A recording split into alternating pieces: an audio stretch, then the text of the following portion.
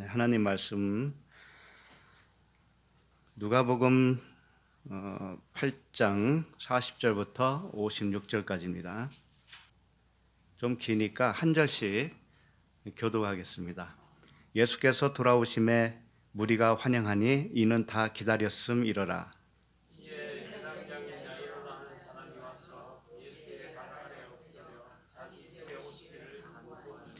이는 자기에게 12살 된 외딸이 있어 죽어가미러라. 예수께서 가실 때에 무리가 밀려들더라.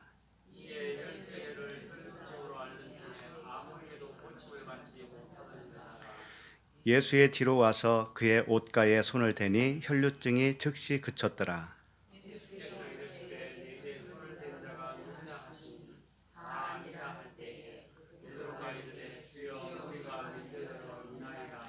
예수께서 이르시되 내게 손을 댄 자가 있도다. 이는 내게서 능력이 나간 줄 알미로다 하신대.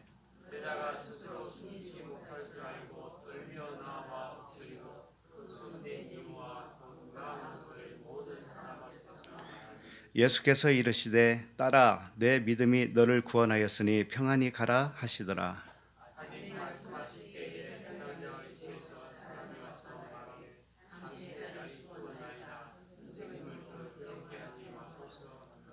예수께서 들으시고 이르시되 두려워하지 말고 믿기만 하라. 그리하면 딸이 구원을 얻으리라 하시고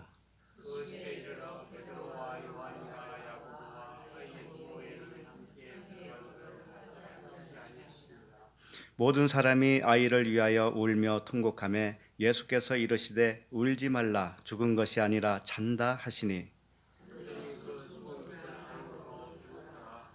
예수께서 아이의 손을 잡고 불러 이르시되 아이야 일어나라 하시니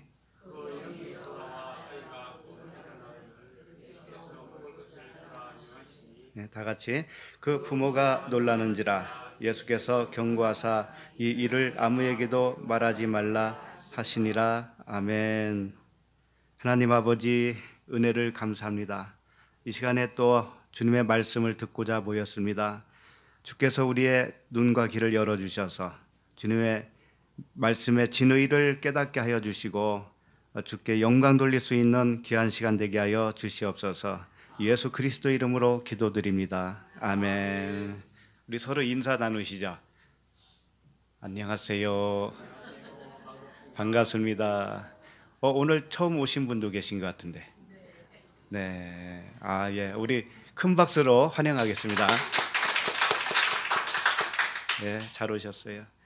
또 오래간만에 오신 분도 계시네요. 네, 잘 오셨어요. 오늘 제목은 달리다굼이에요. 달리다굼. 많이 들어보셨죠? 달리다굼. 소녀야 일어나라. 이 달리다굼이에요. 오늘 본문 말씀에 달리다굼이라고 하는 낱말은 없어요. 병행 구절이 있거든요. 마태복음에도 있고 마가복음에도 있는데 의미상 소녀야 일어나라. 이기 때문에 제목을 이렇게 붙였습니다. 말씀을 보면 볼수록 언약이라는 거예요. 언약. 말씀은 언약이에요. 그래서 구약, 신약 이렇게 말씀을 하잖아요. 구약, 신약. 근데 우리가 옛날에는 구약, 신약 개념을 잘 모르고 그냥 부르기는 했었죠. 근데 결국 알고 보니까 이 말씀이 전부 7일 날의 언약이었어요. 일곱 날의 언약. 첫째 날부터 일곱째 날까지의 창조 언약이었다라는 거예요. 창조 언약.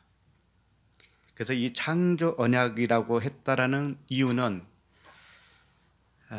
모든 말씀이 언약이었고 모든 말씀은 창조 언약인데 무엇을 창조했느냐 이거죠. 무엇을. 우리가 보이는 이 세계, 우주 만물을 하나님이 창조했다라는 거 누가 안 믿겠습니까? 다 믿죠. 믿는데 성경은 그 말씀을 하신 게 아니라는 거죠. 놀랍게도 그 말씀을 하신 것이 아니에요.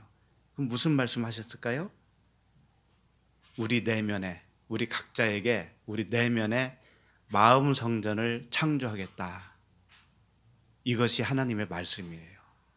마음 성전. 우주 만물이 아니라 마음 성전, 내면의 성전, 보이지 않는 성전을 건축하겠다. 이것이 하나님의 언약이었다라는 거죠. 그런데 그 언약을 첫째 날부터 일곱째 날로 나눠서 설명하는 이유는 과정이 있다라는 거예요. 과정이 있기 때문에 그것을 처음부터 끝까지 설명을 계속적으로 반복하는 거예요. 왜 그럴까요?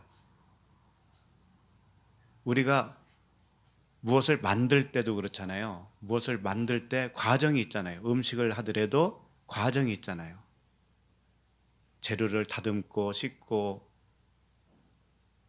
또 물에다가 불리고 해서 불로 데워서 끓이고 해서 완성을 하듯이 하나님도 우리를 만들 때 과정이 있으시다. 이거 과정이. 우리는 지금 과정 속에 있어요. 누구나 예외 없이. 과정 속에서 그분의 거대한 그 손 위에 우리는 놓여 있는 거죠. 우리를 만들어 가셔요. 그래서 이 성경 말씀은 짐승에서 사람이 되는 과정을 설명하는 것이고 인생에서 영생이 되도록 이끄시는 그런 말씀이다라는 것을 설명하고 있는 거죠. 우리의 삶 전체가 이 언약 속에 과정 속에 들어가 있는 거죠. 그래서 오늘 말씀을 첫째 날부터 일곱째 날로 좀 나누어 보면은 이렇게 됩니다. 8장 40절, 41절이 첫째 날에 속해요. 첫째 날에 40절, 41절. 뭐 큰 눈으로 일단 보면 예수께서 무리가 돌아오심에 무리가 환영하니 이렇게 돼 있죠. 그래서 무리부터 시작하는 거예요. 무리부터 이제 아들까지 되는 것이 뭐예요? 언약의 성취예요. 우리도 사실은 무리 속에 있었어요. 처음에는. 그러다가 아들로 태어나는 거예요. 아들로 태어나서 어디까지 가느냐면 또 아들을 낳는 장성한 자까지 가는 거예요. 그렇게 이 첫째 날은 뭐냐면 40절, 41절. 그 다음에 둘째 날은 42절, 43절. 둘째 날은 항상 죽음을 말씀하고 있어요. 어둠을 말씀하고 있고요. 아직 생명이 태어나지 않은 것을 설명하고 있어요. 그 상태에서 이제 생명으로 태어나겠다는 거예요. 그래서 둘째 날은 항상 죽음이라는 단어들이 나와요. 죽음. 41절에도 보면은 이는 자기에게 12살 된 외딸이 있어 죽어가미러라 그러잖아요. 죽어가. 또 43절에도 혈루증으로 앓는 중에 아무에게도 고침을 받지 못하던 여자가 이렇게 나오죠. 고침을 못 받아요. 이게 둘째 날이에요. 그 다음에 셋째 날은 어디냐면 44절부터 48절까지라고 보면 돼요. 이게 셋째 날은 뭐냐면 살아남이에요. 살아남. 여기서 보면 그 혈류증 환자가 고침을 받아요. 그런 내용이 여기에 나오고 그 다음에 넷째 날은 49절 50절로 보시면 돼요. 넷째 날은 광야의 삶이라고 그랬어요. 배우는 기간이라고 볼 수 있는 거죠. 그 다음에 다섯째 날은 51절, 52절, 53절까지 다섯째 날. 이건 뭐냐면 다섯째 날은 생명과 죽음이 갈리워요. 여기서 또 한 번. 진짜와 가짜가 여기서 또 한 번 갈라져요. 요단강 건너가는 때예요. 요단강 건너갈 때.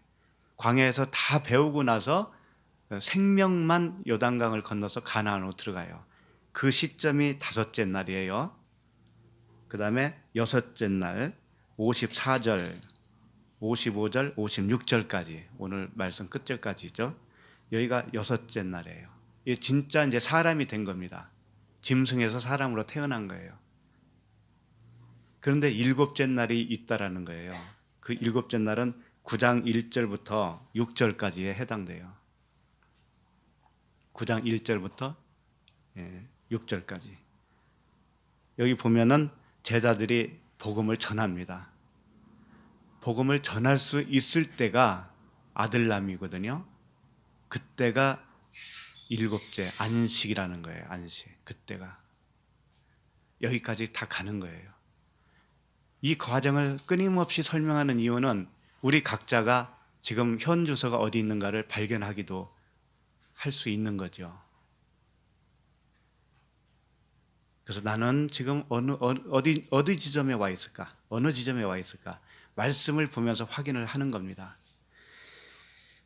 9장 7절부터는 새롭게 첫째 날부터 다시 시작하는 거예요. 이건 그때 가서 살펴보기로 하고요. 이렇게 해서 한 가지 제안을 하면 색연필을 준비해도 좋아요. 7색깔 무지개 색깔 색연필, 빨로노초, 파란보, 요 색연필로 여기에 해당하는 절마다 색깔을 달리하게 칠하면은 얼마나 이쁘겠어요. 나중에 우리가 이 세상 끝나기 전에 이 66권은 한번 다 봐야 되지 않겠어요? 그죠? 그래서 그 색깔을 다 입혀놓으면 나중에 읽어만 봐도, 색깔만 봐도, 아, 여기서는 여기까지가 3일째지, 여기서 여기까지가 4일째지, 이렇게 하면서 내용을 보면 성경 말씀이 정말 더 정확하게 들어올 거예요. 그렇게 해서 후손에게 물려줘도 좋잖아요. 성경 말씀, 성경책. 이게 내 가보란다 하면서. 그러니까 언약으로 보는 것이 가장 정확합니다. 그래서 이 언약으로 보는 말씀과 언약을 제껴놓고 그냥 내용을 보는 것과는 엄청나게 차이가 난다는 걸 알 수가 있어요. 저도 처음에는 이런 걸 잘 몰랐다니까요. 그러니까 오면서 주님이 발견케 해주셔서 알게 된 것이지, 그러니까 얼마나 감사한지 몰라요. 그래서 이 언약이라고 하는 측면, 이 7날의 측면으로 볼 때 이 내용이 더 선명해 보여지더라는 거예요. 그리고 하나님의 마음을 더 가깝게 읽어낼 수가 있어요. 그런 유익이 있습니다. 자, 그러면 오늘 말씀을 들어가도록 하겠습니다. 40절을 보세요. 40절. 같이 한번 읽어보겠습니다. 예수께서 돌아오심에 무리가 환영하니 이는 다 기다렸음이로라. 자, 지난주까지 내용은 다 잊어버려도 좋습니다. 새롭게 시작하는 거니까 다 잊어버려도 상관없어요. 오늘 첫째 날이에요. 이 40절이. 예수께서 돌아오심에 무리가 환영하니 이는 다 기다렸습니다. 예수께서 돌아오시면 어떻게 되냐면 예수님은 빛이시잖아요. 예수 그리스도는 이 세상에 오신 빛이에요. 빛. 그러면 첫째 날이 뭐였었어요? 빛이 있으라 그랬잖아요. 빛이 있으라. 예수님이 오시면 빛이에요. 그 자체가 구원의 시작이라는 거죠. 그 구원의 시작을 알리고 있는 거예요. 근데 무리가 환영했다라고 그러죠? 무리부터 시작하는 거예요. 무리는 오클로스라고 하는 단어인데 오합지졸이라는 거예요. 군중, 오합지졸. 구원을 받은 자가 아니에요.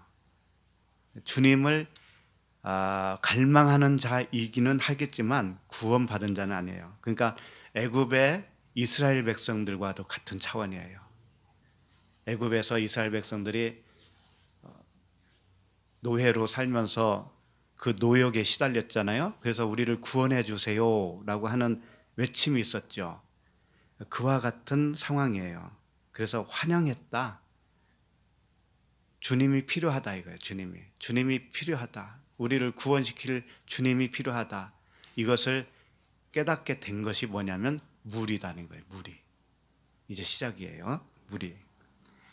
무리가 환영하니 이는 다 기다렸습니다. 환영했다라는 것은 그리스도께서 내 안에 들어오셔야 합니다라고 하는 절박함을 이제 의미하는 것이고, 기다렸다라는 것은 심령이 갈급했다. 심령이 가난한 자는 복이 있나니 그러잖아요. 심령이 가난한 상태. 기도하는 상태를 의미하고 있죠. 마라나타, 어서 오시옵소서라고 외치고 있는 상황을 여기서 그려주고 있어요. 이게 첫째 날이에요. 첫째 날. 그 다음에 41절 같이 읽을까요? 이에 회당장인 야이로라 하는 사람이 와서 예수의 발 아래에 엎드려 자기 집에 오시기를 간구하니. 자, 여기서 회당장이라고 하는 야이로, 회당장이 야이로인데 이 사람이 예수의 발 앞에 엎드려서 자기 집에 오기를 간구하고 있는 거예요. 최종적으로 구원의 완성은 뭐냐면 예수 그리스도께서 내 집에 오는 거예요. 나라고 하는 마음의 집, 성전에 오시는 것이 구원의 완성이에요. 이걸 지금 구하고 있는 겁니다. 회당장이라고 하는 의미는, 회당은 뭐예요? 사람들을 모여 있는 장소겠죠. 장은 뭐예요? 거기에 우두머리죠.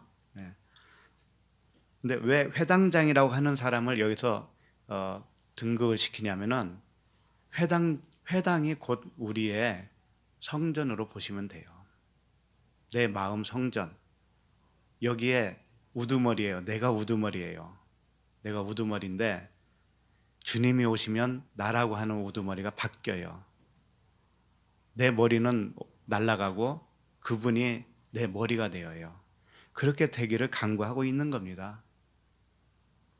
근데 야이로라고 하는 단어가 뭐냐면 그가 깨우신다 또는 그가 깨우치신다 이런 의미예요. 야이로라고 하는 의미 자체가 그가 깨우시는 거예요. 그가. 누가? 예수 그리스도가. 그리스도께서 깨우쳐요. 그 깨우치는 것을 받기를 원하고 있는 이 회당장. 이 회당장이 예수의 발 아래에 엎드려 자기 집에 오시기를 간구했다 이거죠. 그러면 이것도 예수의 발 아래에 엎드렸다고 하니까는 이렇게 생각하기는 쉽죠. 아, 예수님을 지극히 존경하는 것 또는 예수님을 높이는 그런 행위잖아요. 그 발 앞에 엎드렸다고 하는 거니까. 근데 단순히 예수님을 높였다, 존경한다 이런 의미 이상이에요. 그건 뭐냐면 예수의 발은 뭐냐면요. 예수님의 본질을 의미하고 있는 거예요. 본질. 예수님의 본질. 예수님의 본질이 뭘까요? 말씀이죠. 일단 말씀. 예수님은 말씀이 육신이 되었잖아요. 그런데 겉과 속이 있어요.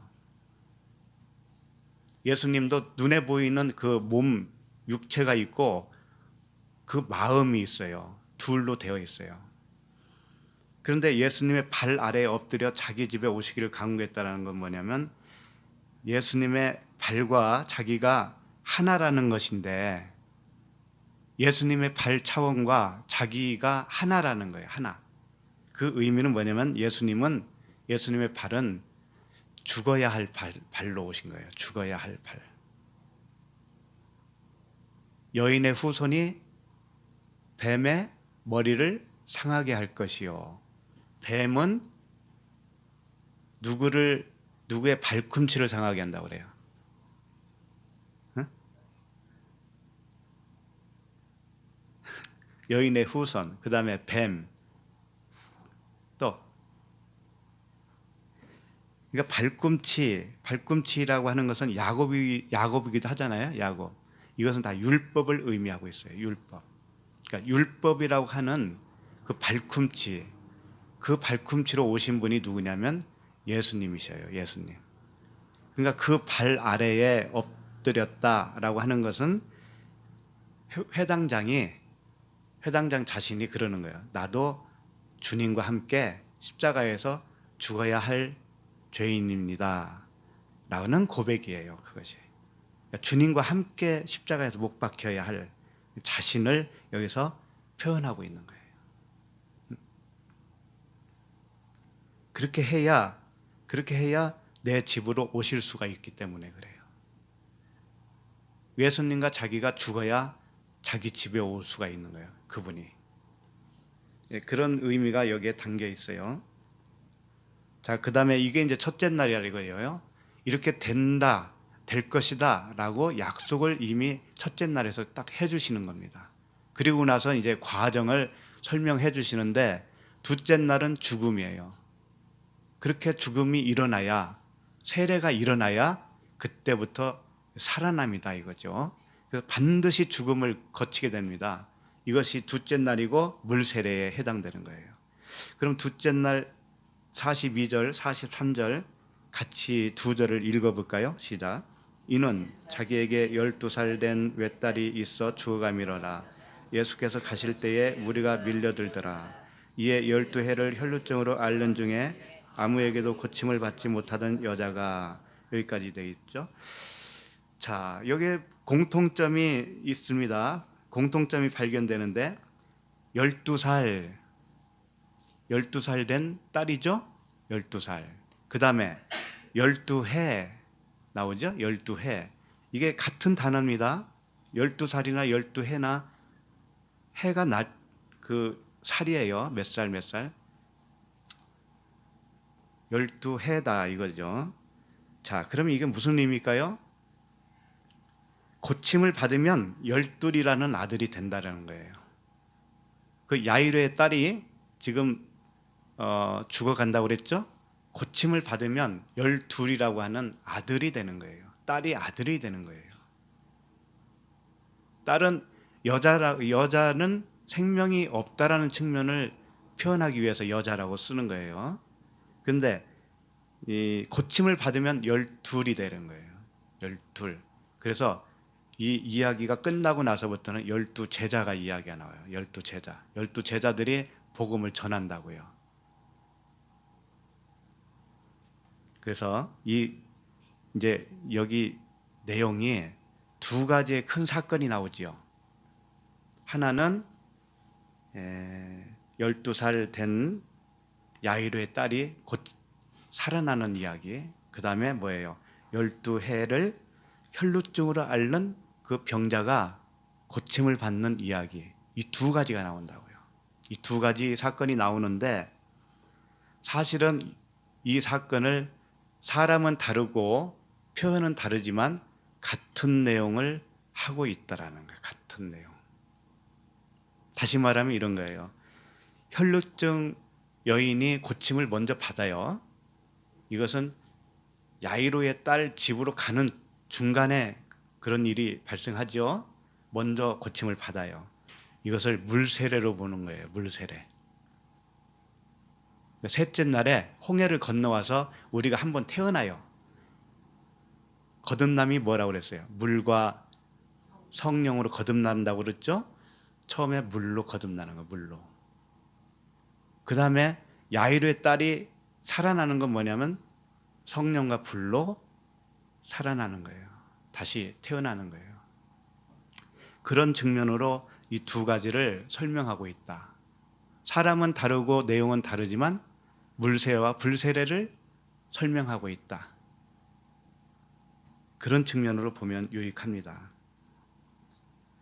그리고 여기서 공통점은 뭐냐면 죽어가는 딸, 여자아이, 그 다음에 혈루증으로 고치지 못한 여인, 이것이 다 죽어가고 있는 거잖아요. 혈루증을 앓고 있는 것 자체가 죽고 있는 거잖아요.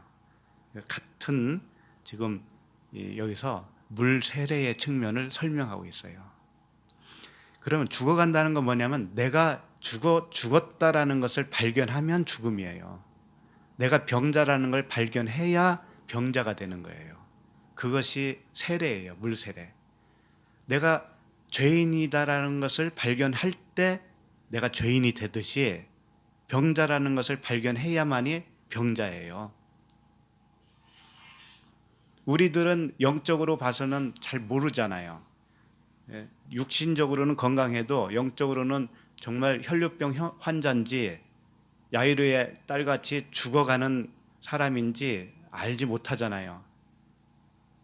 그런데 그걸 발견할 때, 내가 발견할 때 내가 병자였구나, 내가 죽은 자였구나, 이걸 발견할 때 비로소 물세례라 이거예요. 그것이. 그래서 42절 43절 12살 된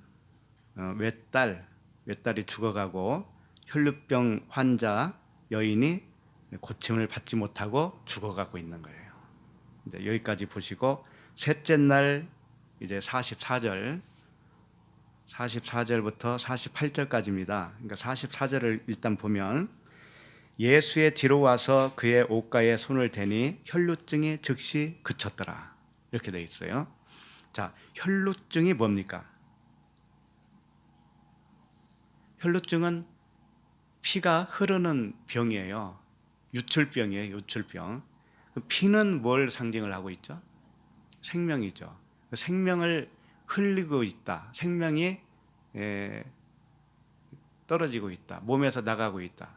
이게 무슨 의미일까요? 그러니까 말귀를 못 알아들은 거예요. 쉽게 말하면 말귀. 말씀을 들을 때, 말씀을 볼 때 이 말씀을 어떻게 알아듣느냐? 자기 육적인 관점을 알아듣는 거 있죠? 이것이 뭐냐면 유출병 환자예요. 끊임없이 하나님은 자신의 생명을 우리에게 공급해 주셨는데 말귀를 못 알아듣기 때문에 그 생명을 항상 흘리고 있는 거예요. 그 상태예요. 자, 그 상태에 있는 그 환자가 예수의 뒤로 와서 그의 옷가에 손을 댔다 이거예요. 근데 왜 하필이면 예수님의 뒤로 왔을까요? 뒤로 갔을까요?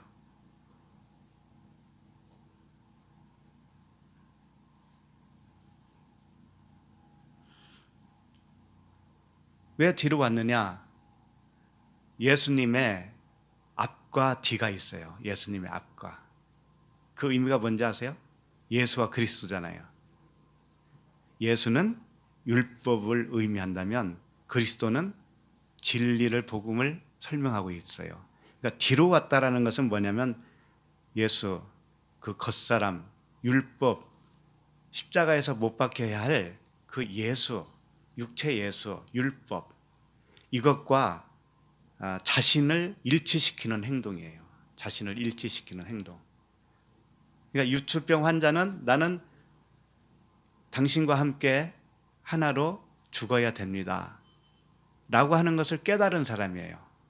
그래서 뒤로 간 거예요. 예수님의 그 고물에 머리를 베고 했을 때도 어디에 있었냐면 배 후미에 있었다고 그랬잖아요.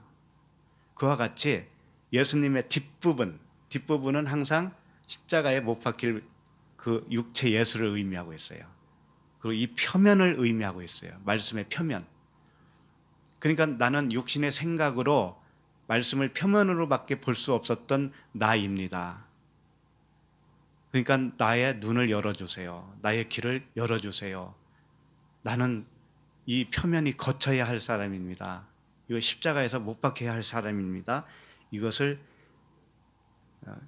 고백을 하는 거예요.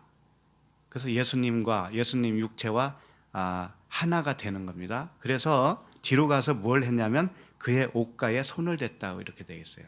그 옷은 겉옷을 의미하는 히마티온이라고 하는 단어거든요.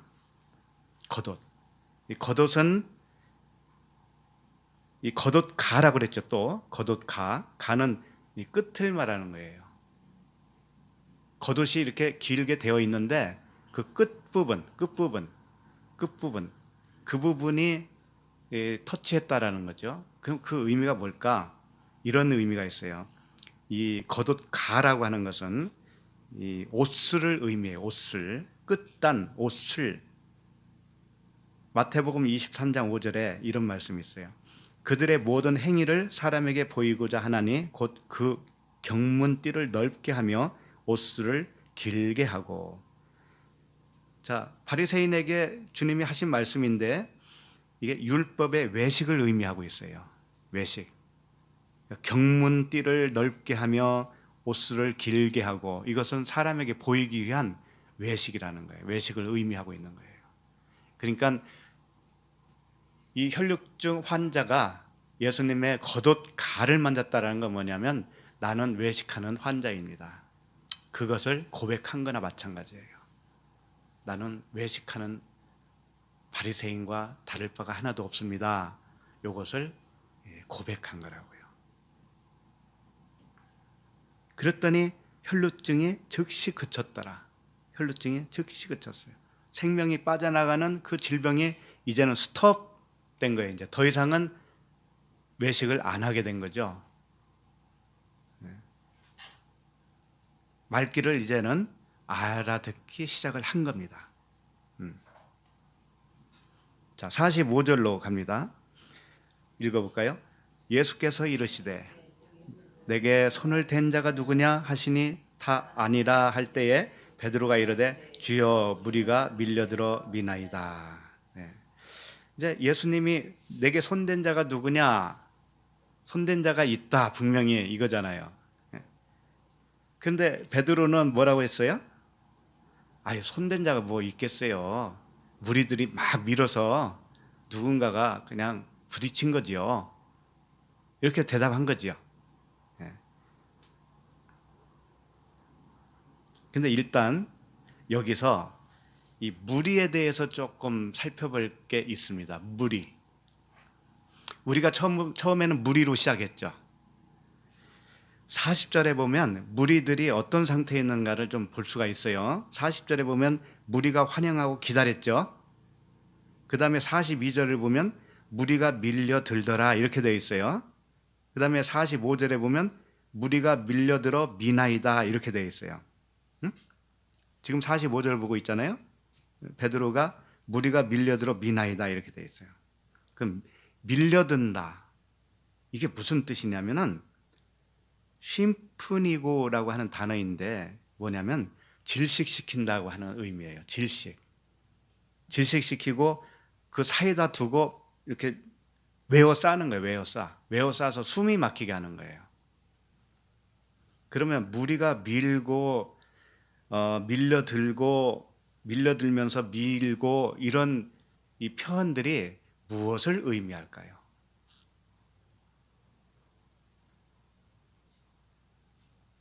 이와 같은 거예요. 우리가 처음에 물인데 무리에서 점점 눈이 떠져요. 네? 진리를 발견한다고요. 점점 눈이 떠져. 그래서 예수님과 이제 눈이 마주치고 예수님의 진의를 내가 발견한다고요. 그럼 발견하면 할수록 어떻게 되냐면 아, 주님과 함께 내가 죽었구나 이렇게 되죠. 네? 그러면 육체 예수를 질식시킨 거예요, 아닌 거예요?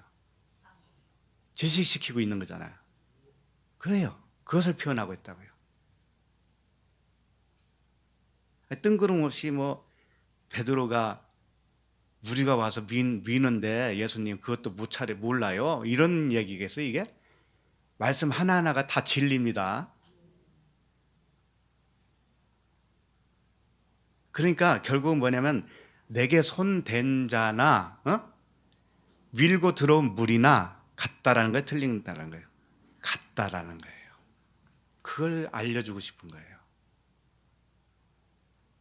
우리가 무리였었어요, 무리 처음에. 그런데 진리를 발견하면서 내가 그리스도와 함께 십자가에 못 박혔나이다 라고 고백이 나오죠. 그러면 무리가 민 거예요. 예수님을 밀어서 질식시켰다니까.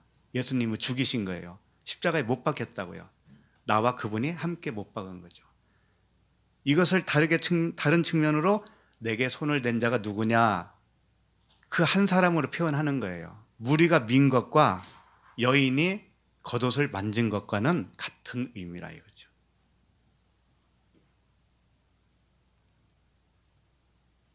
그러니까 예수님을 질식시켜야 돼요, 안 해야 돼요? 질식시키고 나도 같이 죽으면 되잖아요. 네. 이게 진리라니까, 이게. 그러니까 표면에 있는 것들은 다 죽어야 되고 내 생각, 나의 관점, 선악의 관점이 있잖아요. 이것도 다 주님과 함께 박살 나야 된다니까. 그리고 오직 무엇으로만 살면 돼요? 성령의 법. 그분이 하라 하면 하는 거예요. 그분이 인도하시는 대로 가는 것이 뭐예요? 가장 정답이다. 그러니까 내가 죽은 적이 없으면 주님이 인도하시는 대로 가는지 안 가는지 알 수 있어요, 없어요? 없잖아요. 그러니까 가장 중요한 게 뭐냐면 내가 죽는 게 가장 중요하다니까. 내가 죽는 것이. 내가 죽고 나면 그분이 인도하시는 대로 그냥 따라가는 것이 정답이니까 얼마나 쉬워요. 예. 자, 46절로 가겠습니다. 같이 읽을까요? 예수께서 이르시되 내가 손을 댄 자가 있도다. 이는 내게서 능력이 나간 줄 알미로다 하신대. 자, 예수님이 뭐 도사인가요? 지나가다 누가 손을 댔는데 옷에 손댄 걸 어떻게 알겠어요? 그런데 내게서 능력이 빠져나갔어. 자, 이런 걸 보면서 좀 기독교나 하는 사람들이 그러잖아요. 내가 기도했더니 막 내게서 능력이 나갔어. 막. 능력이 나가가지고 저 사람 병이 고쳐지고 귀신이 나가고 그런 소리나 하잖아요. 자, 능력이 나갔는데 능력이 나간 결과가 어떤 거죠? 혈류병 환자가 예수님의 겉옷을 만졌는데 능력이 나갔어요. 그럼 능력이 나간 결과가 어떻게 된 거죠? 혈류병이 고쳐졌는데 고쳐진 원인을 뭐라고 그랬어요, 예수님이? 여기 뒤에 보면 나올 거예요.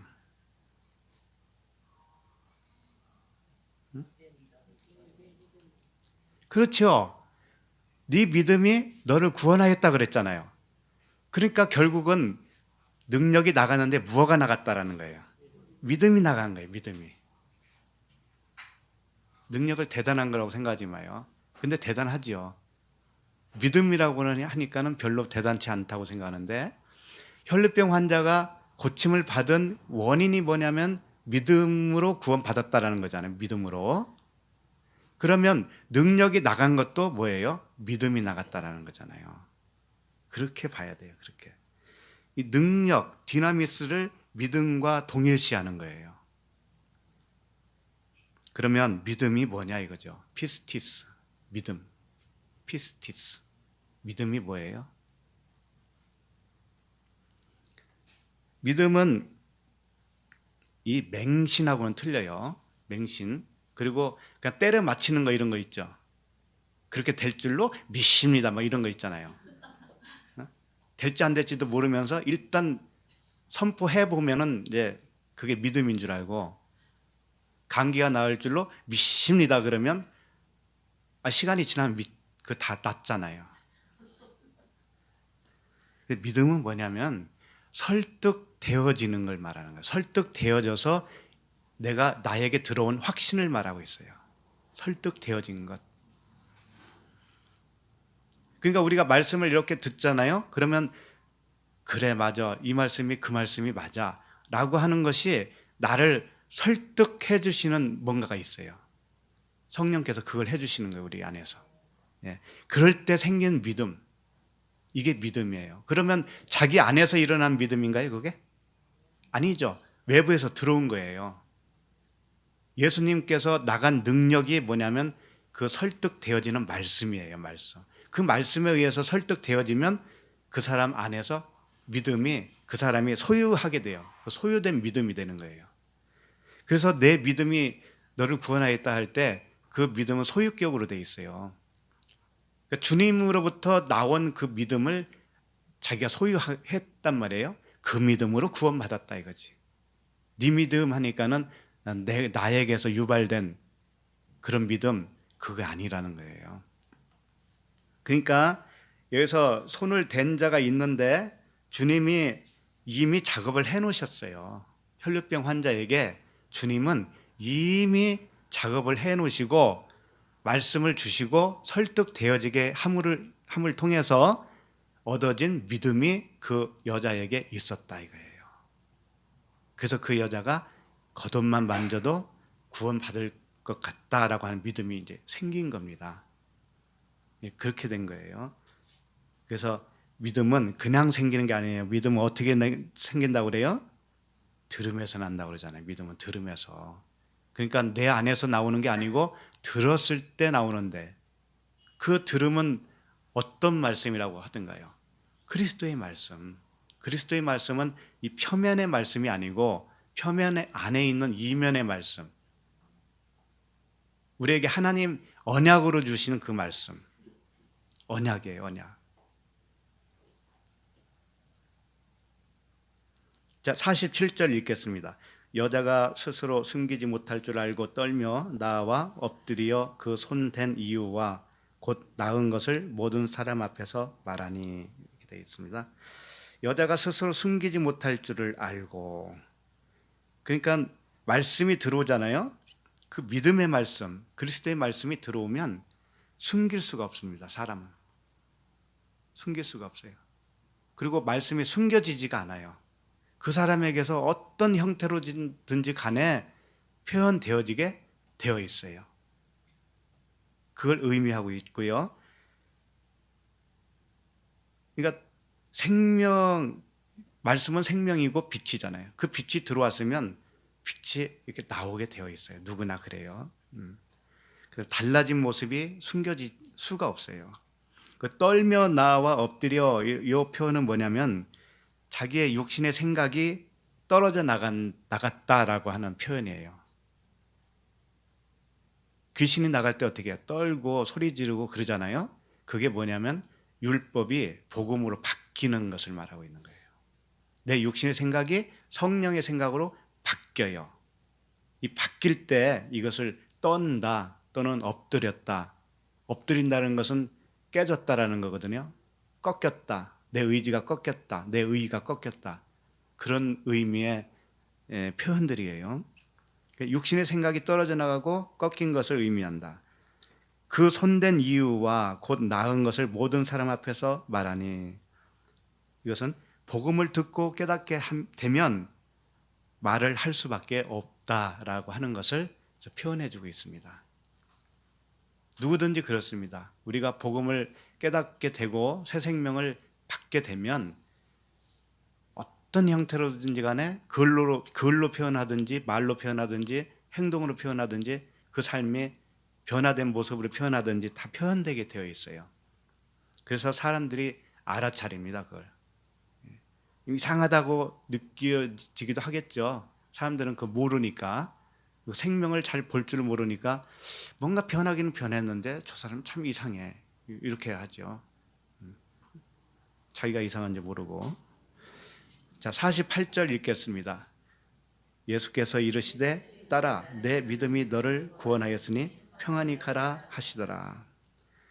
자, 여기서 이르시되 딸아 그랬습니다. 딸로 나와요. 그 여자를 딸로 보는 거예요.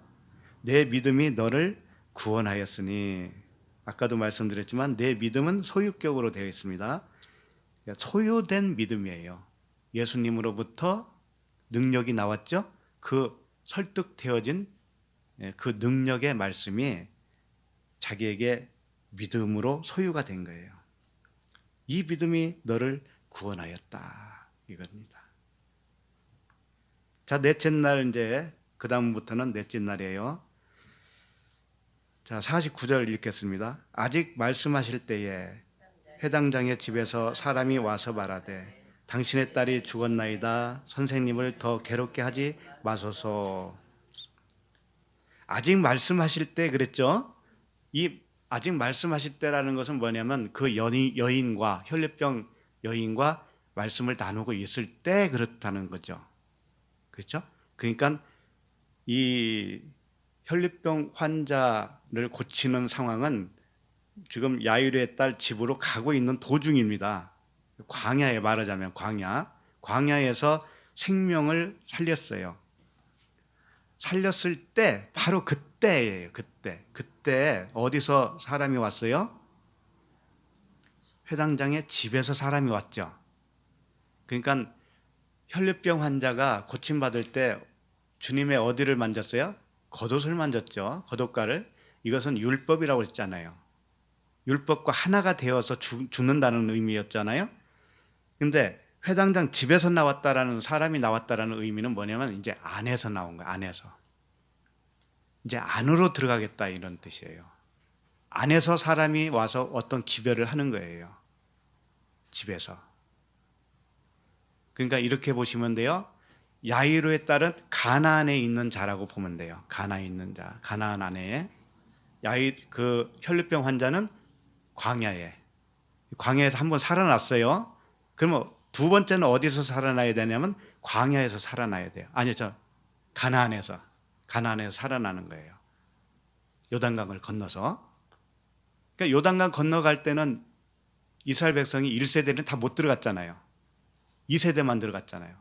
그와 같이 이제는 혈류병 환자가 살아났지만 가나안에 들어갈 때는 이 내적인 생명으로서 이제 최종적으로 마무리되는 단계로 들어가는 것을 의미하고 있어요.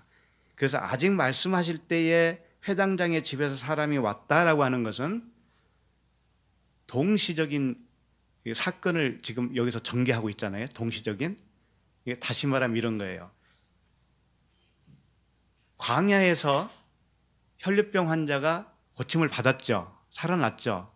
이 살아남은 가나안 측면에서 봤을 때는 죽음이라는 거예요.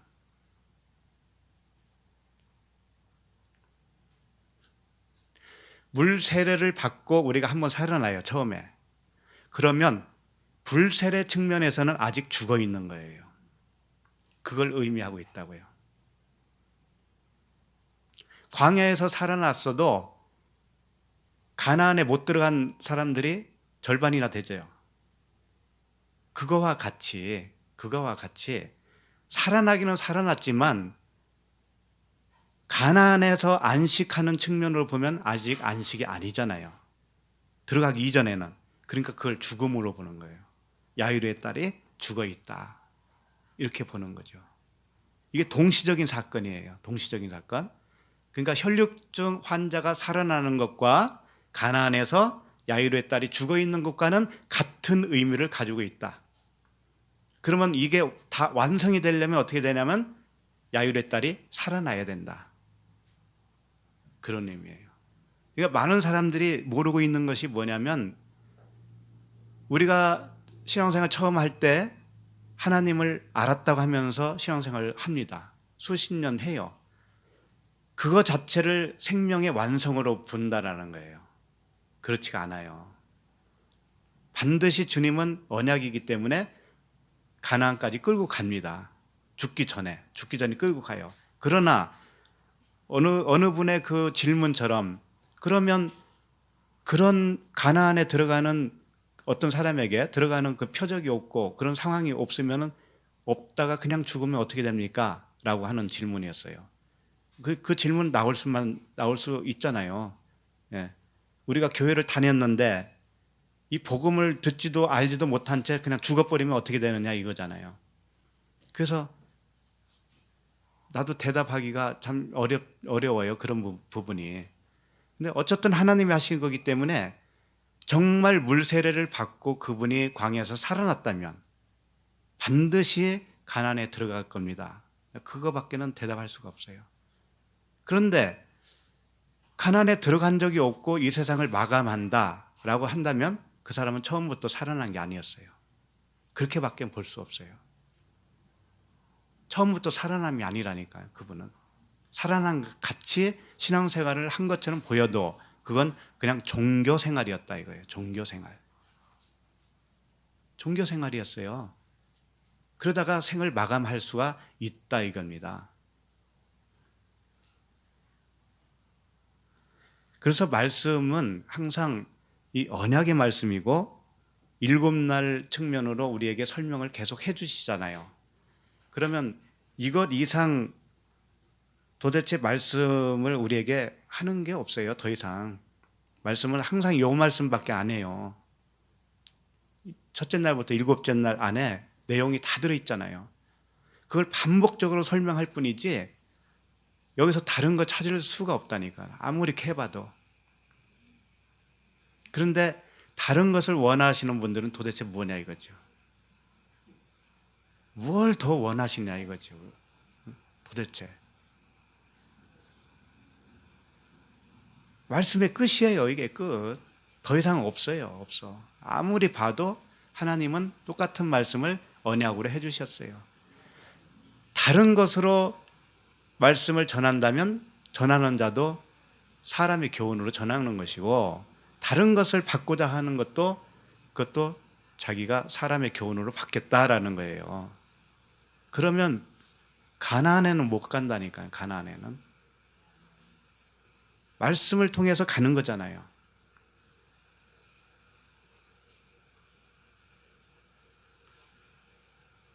그래서 이제 49절을 다시 보면 아직 말씀하실 때예요. 그러니까 그 여인과 말씀하실 때 회당장의 집에서 사람이 느닷없이 왔어요. 와서 뭔가를 말을 기별을 하는 거죠. 그것이 뭐예요? 당신의 딸이 죽었다. 죽었다 이제. 죽었으니 선생님을 더 괴롭게 하지 말라 이거잖아요. 그러니까 아직 말씀하실 때는 광야에서 가르침을 받을 때고 광야에서 물세례를 받고 살아났을 때인데 가나안 측면에서는 아직 죽어 있는 상태다. 그래서 물과 성령으로 거듭나야 한다 그랬잖아요. 가나안에서 한 번 더 살아난다고 하는 것이 불세례예요. 성령 세례. 회당장에서 집에서 사람이 와서 말하되 당신의 딸이 죽었나이다. 선생님을 더 괴롭게 하지 마소서.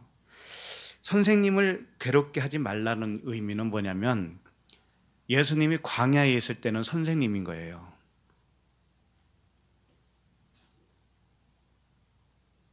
바울도 그랬죠. 선생은 많되 아비는 적다라고 그랬죠. 그러니까 선생은 뭐냐면 율법 선생을 의미하는데 몽학 선생. 율법 아래에서 배울 때, 우리가 배울 때, 말씀을 배울 때, 그때 그 기간은 뭐냐면 예수님이 선생님 차원이에요. 선생님 차원. 그래서 선생님을 더 괴롭게 하지 말아라 이거예요. 그럼 선생님을 괴롭게 하지 않으려면 어떻게 해야 될까요? 가나안으로 들어가야 되잖아요. 얼른 교육을 다 받고 가나안으로 얼른 들어가면 선생님을 괴롭히지 않는 것이 되죠. 그렇죠? 그것은 어떻게 여기서 표현했냐면 죽었으니 회당장의 아들이 죽었으니 더 이상 괴롭히지 말라 이렇게 되어 있죠. 그러니까 이게 무슨 이야기냐면은 가나안에 야이로의 딸이 죽어 있으면 광야에서는 선생 예수로는 쉬게 된다 이런 뜻이에요. 이제 광야에서는 이제 끝났다 이거예요. 예수님도 광야에서 가르침은 이제 끝났다 이거예요. 아까 혈루증 환자가 살아난 것과 야이로의 딸이 죽은 것과 같은 의미라고 그랬죠. 같은 의미. 같은 의미로 딱 되어졌을 때 이 시점이 뭐냐면 광야에서 이제 예수 선생으로서는 끝나는 거라고요. 의미를 알겠죠? 그럼 이제 그때부터는 어떻게 하겠어요? 이제 구원하러 가는 거예요. 이제 예수님은 광야에서는 이제 끝났고 이제 가나안에 들어가시는 거라고요. 자, 50절을 읽어보세요.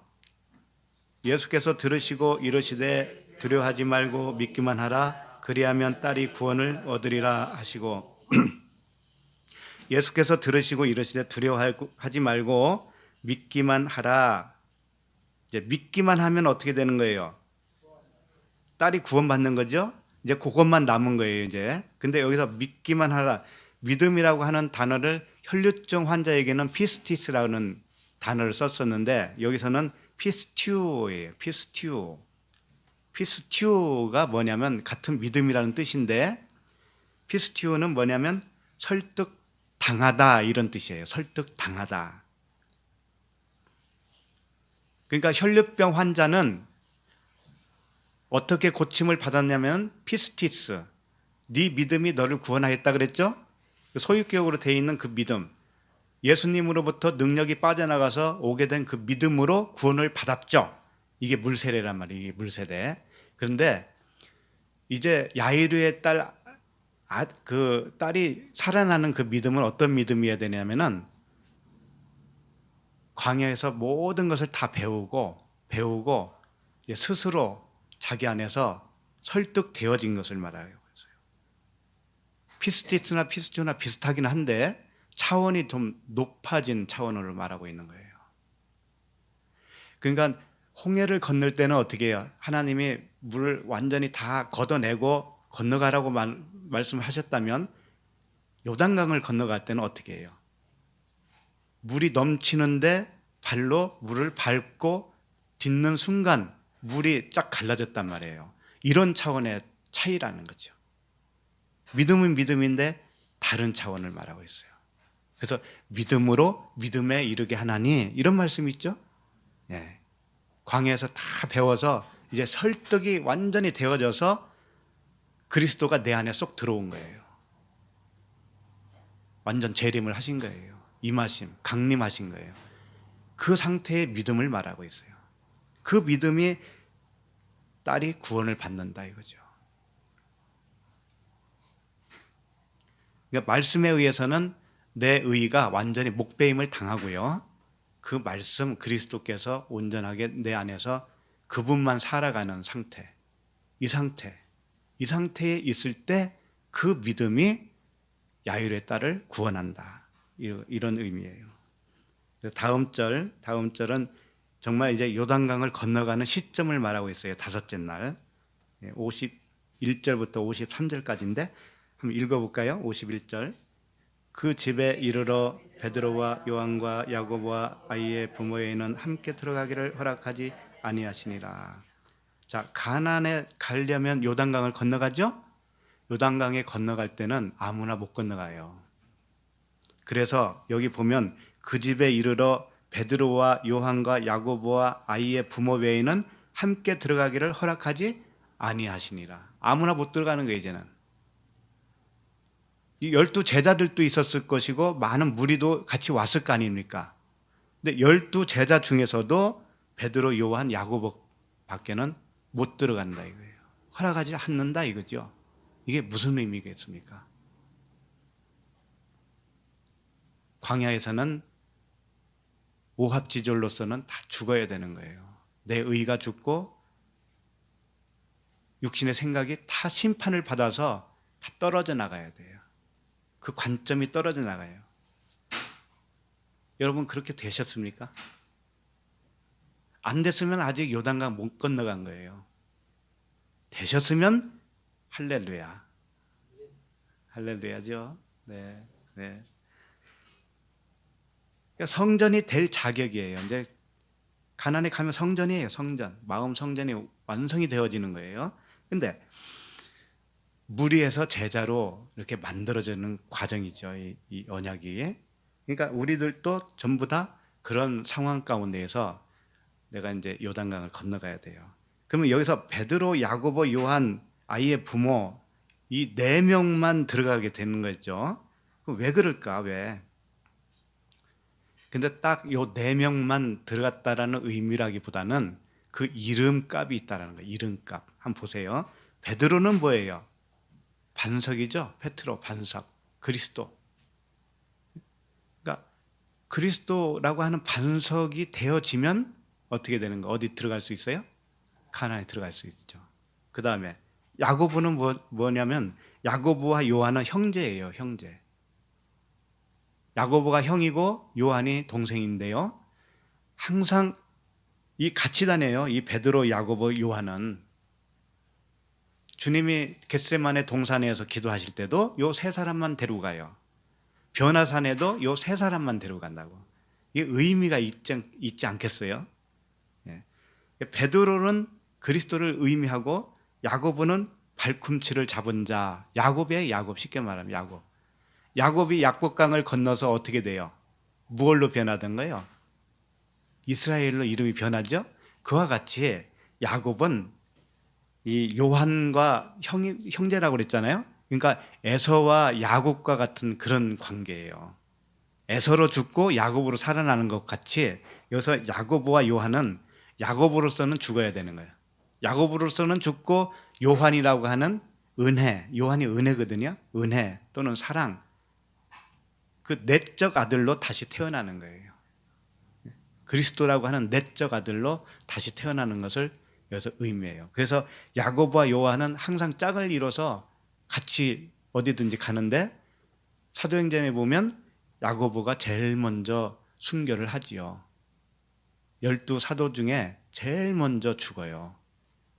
이것도 다 상징성이 있는 거죠. 그래서 야고보는 일찌감치 물러가는 존재로서 표현하고 있어요. 그러니까 같이 요단강을 건너가는 것으로 여기서 표현하고 있고요.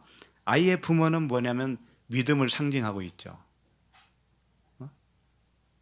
예수님을 초청한 그 아이의 회당장 그 아버지, 그 부모는 믿음을 상징해요. 이렇게 믿음이 있어야 된다라고 하는 것을 가르쳐 주고 있죠. 그래서 요단강을 건너가는 이 조건은 이와 같이 그리스도와 같은 믿음을 가진 자야만이 들어갈 수 있다라고 하는 것이고, 육적으로는 야고보와 같이 죽어야 한다라고 하는 것을 가르쳐 주고 있어요. 자, 52절을 보겠습니다.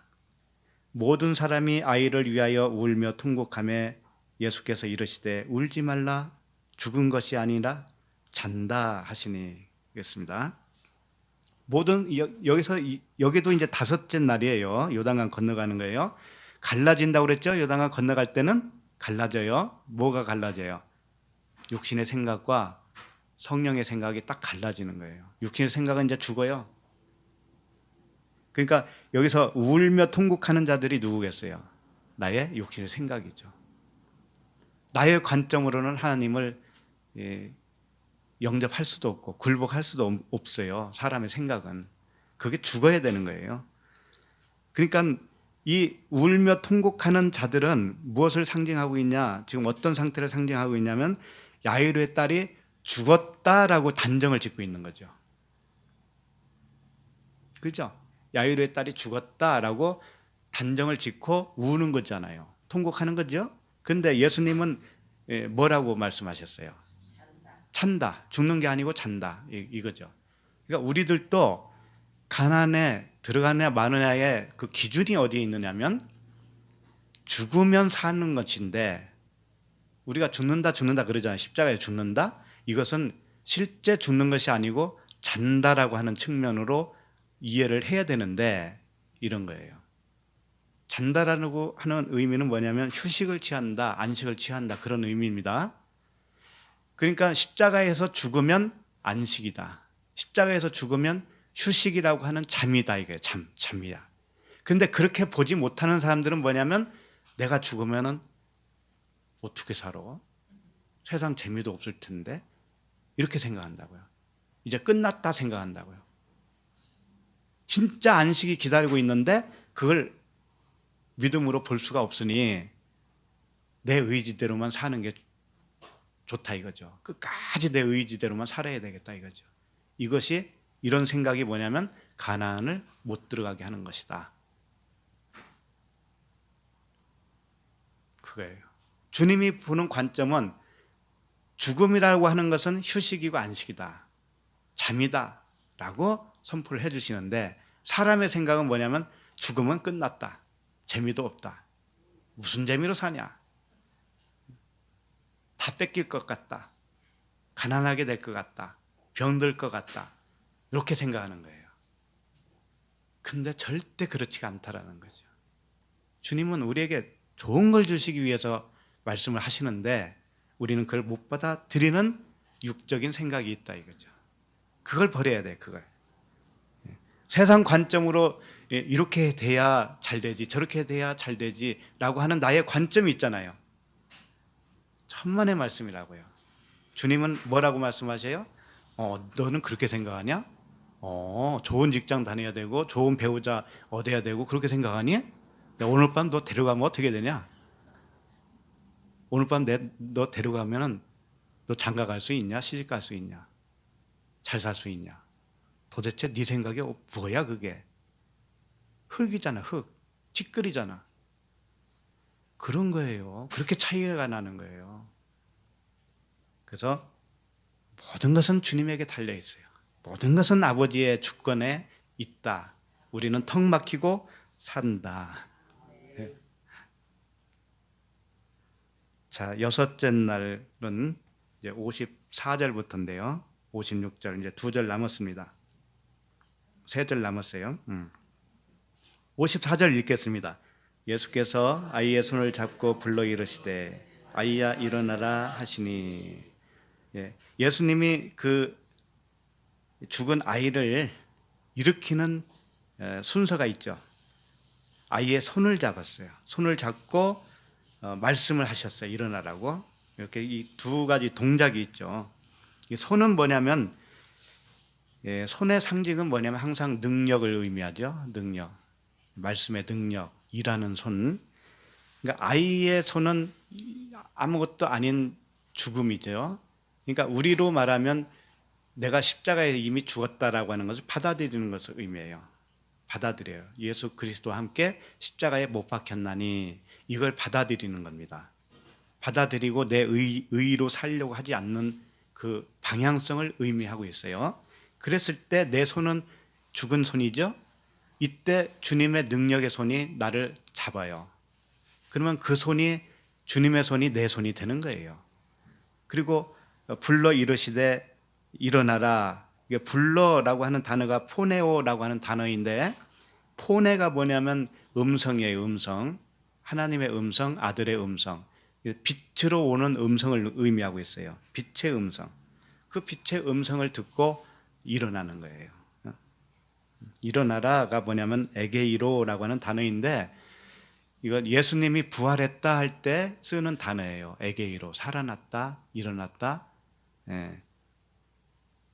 그런 의미의 단어입니다. 에게이로. 일어났다, 부활했다. 이런 뜻이에요.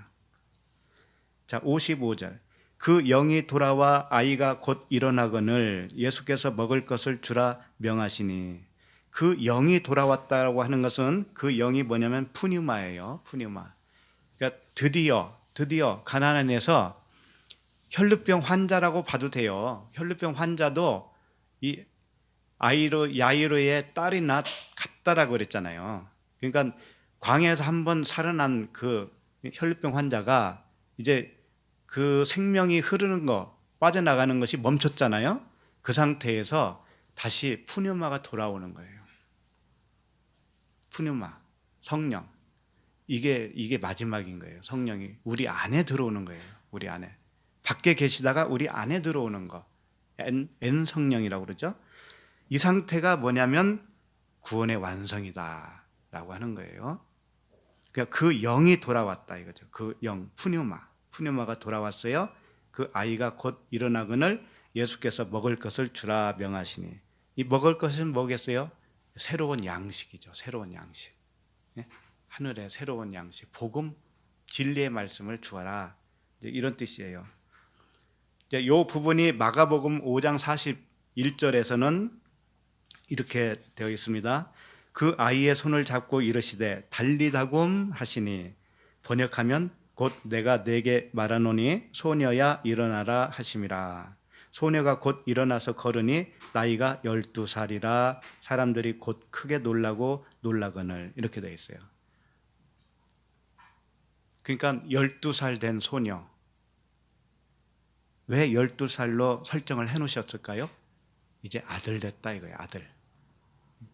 혈루병 환자도 왜 12해를 알아요? 고치면 아들이다 이거죠. 그래서 놀라거늘 이것도 2번 하잖아요. 놀라는 게 2번이죠. 광야에서 한 번 놀라고 가나안에서 한 번 놀라는 거예요. 물과 성령으로 거듭나는 거죠. 자, 근데 56절. 그 부모가 놀라는지라 예수께서 경고하사 이 일을 아무에게도 말하지 말라 하시니라. 자, 부모가 놀랐어요. 놀랐다는 게 뭐냐면 이제 깨달았다 이거예요. 쉽게 말하면 살아났다 이거죠. 살아났다. 그런데 주님이 이상하게 경고하시고 이 일을 아무에게도 말하지 말라 하셨어요. 왜 그러셨을까요? 아직은 7째 날이 안 됐기 때문에 그래요. 그러니까 언약의 측면으로 안 보면 이런 말씀을 도저히 이해를 못 합니다. 왜 그러는지를 이해를 못 해요. 아니, 살아났으면 동네방네 전해야 되잖아요. 이 복음의 사실을. 그런데 경고까지 하면서 이 일을 아무에게도 말하지 말래요. 왜 그럴까? 예수님이 무슨 뭐 도적질을 했어요. 나쁜 짓을 했어요. 사람 살린 게 어때서? 왜 그러냐? 아직은 6째 날은 살아나기는 살아났어 이제. 완전히 사람이야. 그런데 아이를 낳을 정도는 아직 아니야. 그거예요. 아들은 아들로 살아났어. 이제 완전하셨어. 그렇지만 복음 전하는 발은 아직 안 됐어. 그러면서 구장에서부터 그 다시 제자들을 모아서 보내는 거예요. 복음을 전하라고 보내는 거예요. 그러니까 어디죠? 9장 1절에 보면 예수께서 12 제자를 불러 모으사 모든 귀신을 제어하며 병을 고치는 능력과 권위를 주시고 하나님의 나라를 전파하며 앓는 자를 고치게 하려고 내보내시며 이렇게 되어 있어요. 요게 이제 다음 주에 또 살펴보겠지만 주님이 능력을 입혀 주시고 복음을 전할 수 있는 단계가 또 한 번 남아 있다는 거죠. 그렇죠? 예. 그렇게 되기를 바라는 거예요, 우리도. 그러니까 오늘까지는 6째 날까지 이렇게 살펴보았습니다. 혈루병 환자와 야이로의 딸, 회당장 야이로의 딸, 이 고침받는 이 사건을 통해서 물세례와 불세례, 물과 성령으로 거듭나야 된다는 것, 그것이 무엇인지 우리가 이렇게 살펴보게 된 것입니다. 이런 과정을 계속 반복으로 보면서 나의 위치를 계속 확인을 해보세요. 나의 위치를. 나는 어디 위치에 있는가 살펴보시고 정말 안식에 이르는, 그래서 안식에 이르기를 힘쓰라고 그러잖아요. 히브리서에 보면 안식에 이르도록 힘쓰라. 우리에게 안식이 남아있다 그래요. 안식이 남아있다. 그 안식에 이르기를 힘쓰는 자들이 되기를 바랍니다. 우리 찬양 한 장 하겠습니다. 복음성가 중에 나 주님의 기쁨 되기 원하네, 검색을 한번 해보세요. 나 주님의 기쁨 되기 원하네. 내 마음을 새롭게 하소서. 새 부대가 되게 하여 주사 주님의 빛 비추게 하소서. 나 주님의 기쁨 되기 원하네. 내 마음을 새롭게 하소서. 새 부대가 되게 하여 주사 주님의 빛 비추게 하소서. 내가 원하는 한 가지 주님의 기쁨이 되는 것. 내가 원하는 한 가지 주님의 기쁨이 되는 것. 겸손히 내 마음 드립니다. 겸손히 내 마음 드립니다. 나의 모든 것 받으소서. 나의 모든 것 받으소서. 나의 마음 깨끗게 씻어주사 나의 마음 깨끗게 씻어주사 주의 길로 행하게 하소서. 주의 길로 행하게 하소서. 내가 원하는